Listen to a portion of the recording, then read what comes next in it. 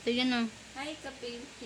For tonight's video, gagamit tayo ng chopsticks. Kakain pala tayo ngayon sa taas kasi medyo masama yung pakiramdam natin. So, hindi na tayo nakakain sa baba. So, dinala na lang tayo ni Beshi dito ng pagkain sa taas.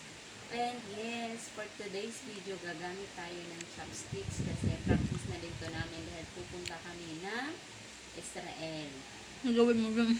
Kapag pala rin pupunta kami ng Israel, sasalo kami ng mensahes para tapos lahat ng problema sa buhay.